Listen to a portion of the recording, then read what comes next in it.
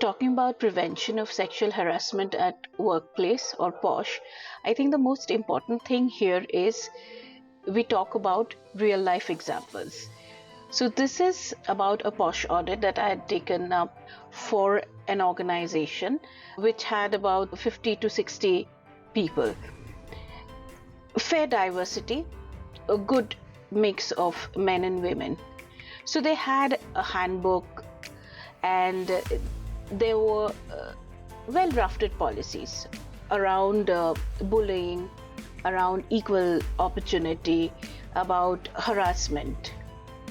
So for them, it was like they were ticking a box that let's get this POSH audit done with. However, when I looked into the details of the policy, there were a lot of things that were not aligning with the laws of the land. So that is what is important. Having only a policy is not important. You need to know what needs to be a part of that policy. So that is where lies the importance of POSH audit. That as an HR, you may not always know. As a founder, as a CEO of a small business, you may not know what the law says, or it's so complicated. I mean, the language is so complicated that it's not always easy to understand. So that's one of the reasons that POSH audit has become so important, that you know what to add in your policy.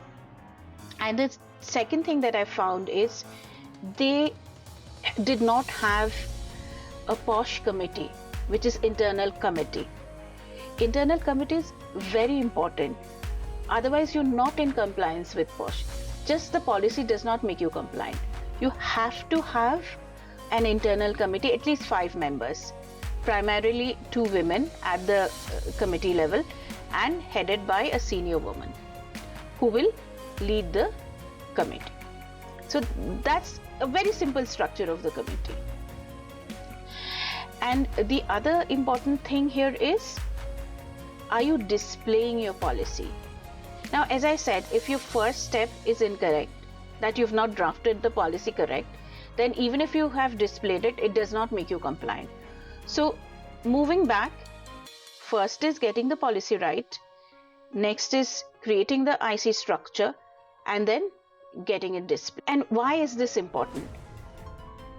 It is important because even now at workplace, women are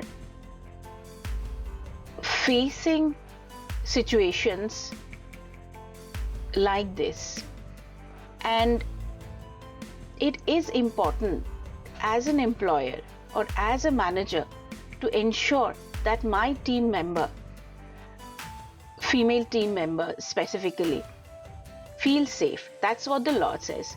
But if you ask me, I would want everyone to feel safe. So therefore, it is important that while you adhere to the laws of the land and cover women, cover everybody. The law does not prevent you from covering everybody. So you can always cover everybody. You can cover other genders as well. Any preferences. The other important thing that probably at this stage may be a little advanced for an organization who doesn't have the policy right, but I'm assuming that you will get it right and reach to a situation where you get a POSH complaint. How do you manage a POSH complaint? Are you compliant with the times? Are you compliant with the format? That is also another area of POSH audit. So POSH audit covers 4 areas: policy, IC structure, display of the policy, and how did you handle the complaint, POSH complaint.